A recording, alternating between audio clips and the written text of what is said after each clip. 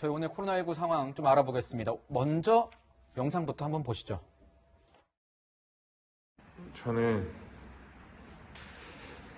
더 버틸 수가 없어서 폐업을 결정을 했습니다. 저는 이제 더 이상 버틸 수가 없어서 폐점을 결정을 했고 어쩔 수가 없네요. 더 이상 보증금에서 까면서 월세를 낼 정도도 아니고. 네. 이 유명한 헬스 유튜버입니다. 아마 보신 분들도 많으실 겁니다. 유명 헬스 유튜버까지 나서서 이제 안 되겠다, 폐업해야겠다 이런 얘기가 나오고 있습니다.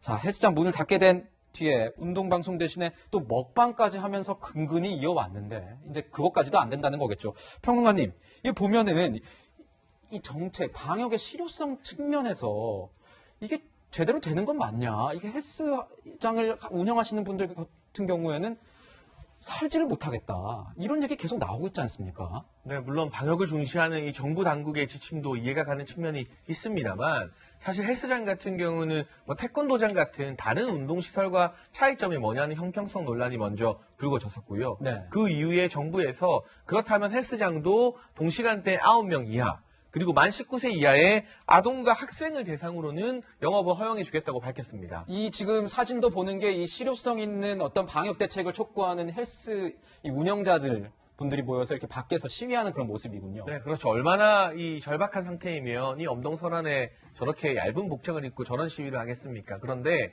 문제는 통계상 실내 체육시설 중에 헬스장을 이용하는 고객의 90% 이상이 성인이라는 겁니다. 네. 헬스장에 가보면 어린이나 학생을 보기는 상당히 힘든 부분이거든요. 그런데 정부에서 형평성을 맞추겠다고 내어준 대책이 이 아동과 학생에 대해서만 한시적으로 운영을 허용해 준다는 것이기 때문에 네. 실제적으로는 헬스장 입장에서 이건 오히려 이 헬스 업주들을 우롱하는 것이 아니냐. 네. 전혀 지금 영업 상황 개선에 도움이 안 되는 조치다라는 비판이 2차적으로 더 불거지고 있는 상황이고요. 물론 정부의 입장 제가 이해한다고 앞서 말씀드렸습니다만 헬스장 같은 경우는 이 PT라는 1대1 트레이닝이라는 아주 예외적인 경우를 제외하면 대부분 누구와 대화를 하면서 운동하지 않습니다. 네. 각자 떨어진 공간에서 마스크를 쓰고 운동을 하기 때문에 충분히 1인당 확보할 수 있는 공간만 예를 들면 평상시에는 50명이 모이던 곳에 뭐 20명, 10명 정도만 모이게 한다면 오히려 교습을 받아야 되는 태권도장보다 방역적으로 더 안전한 것 아니냐. 왜냐하면 대화의 여지가 거의 없기 때문이죠.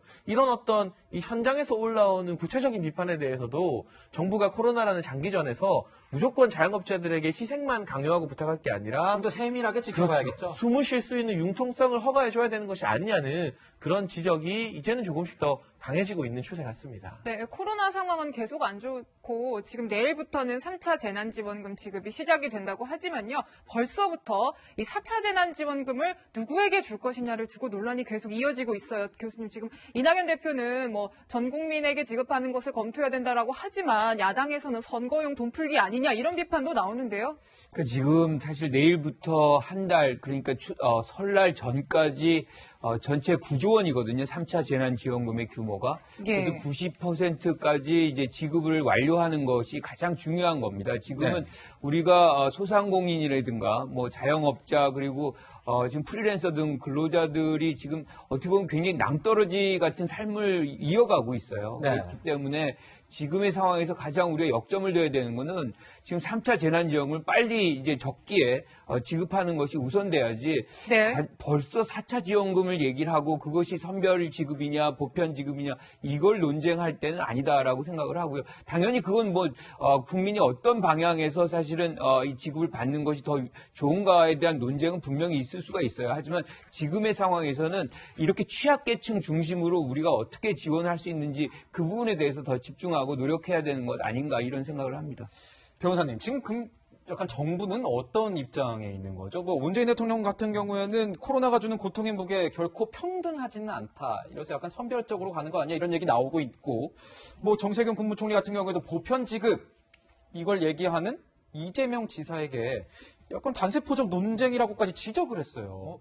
대통령이 이 지원금에 대한 입장은 정확히 나온 건 없고 네. 앞서 말씀하신 그런 부분을 가지고 대통령의 생각이 어떻다고 추단할 수는 없는 거고 중요한 건 이제 어쨌든 행정부를 총괄하고 있는 정세균 총리 얘기겠죠. 정세균 총리는 일단은 이재명 지사가 주장하는 보편지식에 대해서 좀 비판적인 얘기를 했어요. 앞서 보셨지만 뭐 더 풀자, 덜 풀자 뭐 이런 게 중요한 게 아니다라는 이제 얘기를 했기 때문에 보편지급에 대해서는 정세균 총리 좀 부정적인 것 같습니다. 왜냐하면 어찌됐든 간에 이걸 재정의 문제를 생각하지 않을 수 없거든요. 네. 정치권에서야 야 이거 하면 됩니다라고 좀 주장할 수는 있겠지만 실제로 행정부를 총괄하는 정청리 입장에서 보면 기획재정부 이야기를 들어야 되고 국가의 재정은 마구마구 쓸 수 있는 것도 아니고 이미 이제 국채를 발행한 상태에서 더 국채를 발행할 것이냐의 문제 그리고 이번에 만약에 3차 나가고 4차 지원금을 보편 지원금으로 쫙 내보냈을 경우에 이게 끝이냐라는 문제도 있을 것이거든요. 코로나가 계속되고 백신 접종이 원활하지 않아서 종식되는데 1년을 더 걸리다 만약 가정을 하면 4차, 5차, 6차 더 나가야 될 수도 있는데 지금 가진 돈을 다 쓰면 나중엔 어떻게 하냐는 생각을 정 총리 안 할 수 없지 않겠습니까? 그러니 아마 총리 입장에서는 보면 이재명 지사의 어떤 전국민 보편 지급에 대해서 조금 반대하고 있는 것을 볼 수 있는 거죠. 네, 지금 이 이슈가 이제 정치권의 어떤 공방으로도 좀 이어지고 있는 분위기인데요. 평론가님 지금 보면요. 이재명 지사의 입장에 대해서 이제 유승민 전 의원은 말을 바꿨다. 국민을 우습게 보는 조삼모사다. 이런 비판을 했어요. 네, 사실 이재명 지사가 그동안은 전 국민 지급에 대해서 가장 선두주자로 목소리를 높여오지 않았습니까? 예. 그런데 이번에 정세균 총리와 토론을 하게 되면서 보편과 선별 지급 둘 다 좋다는 식으로 말을 바꿨는데 이것이 국민을 우습게 본다는 것입니다. 예를 들면 유승민 전 의원을 비롯한 국민의힘 또 보수 야권에서 그동안 선별 지원의 중요성에 대해서 강조해왔을 때 이재명 지사가 아주 강하게 비판하면서 정면으로 충돌했던 전례가 있습니다. 네. 또 원희룡 제주지사와는 TV 토론에서도 이 문제를 놓고 경론을 벌이기도 했었는데 정작 지금 문재인 정부의 총리인 정세균 총리가 지금 이거 뭐 다 풀자 덜 풀자 이런 식으로 단세포조 논쟁할 때가 아니다라고 말하자 선별지급의 장점도 있다면서 한 발 물러선 게 좀 철학이 없고 소신이 없는 행보가 아니냐. 결과적으로는 지금 문재인 정부 눈치 보기를 하면서 이재명 지사도 정치적 이해득실에 따라 말을 바꾸는 것이 아니냐는 이 유승민 전 의원의 날선 비판인데요. 이 차제에 사실 코로나19가 만약에 내년에 또 종식이 된다 하여도 올해나 내년에 종식이 된다 하여도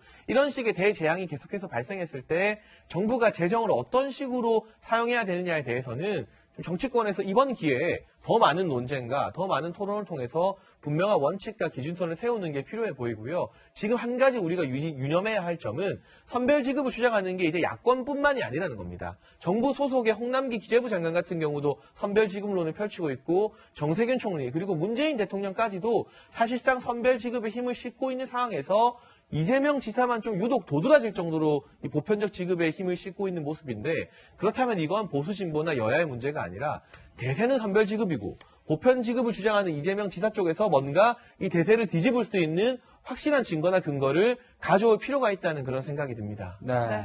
지금 보니까 유승민 전 의원이나 원희룡 제주지사 같은 경우에는 여권의 이 선두 대권주자라고 표현하겠습니다. 대권주자인 이재명 지사를 좀 이렇게 공격을 하면서 본인 몸집 불리게 한다 이런 얘기도 나오는데 제가 좀 궁금한 건 이런 겁니다. 홍남기 부총리의 소신 얘기했는데 이 소신이 이 선거 이제 3개월 남지 않았습니까? 재보궐선거 3개월 남았고 이전까지도 홍남기 부총리는 계속해서 소신적으로 선별해야 된다 이런 얘기 많이 해왔었는데 소신이 많이 짓밟힌 경우가 많이 있었습니다. 이번에도 지킬 수 있을까? 그거에 대해서는 약간 의구심을 품는 분들이 많아요. 저는 이 부분은 사실은 입장의 차이라고 생각을 해요. 홍남기 부총리 같은 경우는 기재부를 담당을 하고 있고 사실 균형 재정의 책임자입니다. 그러니까 실질적으로 정부 부채를 얼마나 늘리느냐에 대한 부분에 가장 큰 부담을 가질 수밖에 없어요. 그런데 한국은 부채 비율이 사실은 GDP 대비 한 40% 최근에 이제 조금 상회하기 시작합니다. 일본 같은 경우가 200% 훨씬 넘었고요. 미국은 110%가량에 오고 있어요.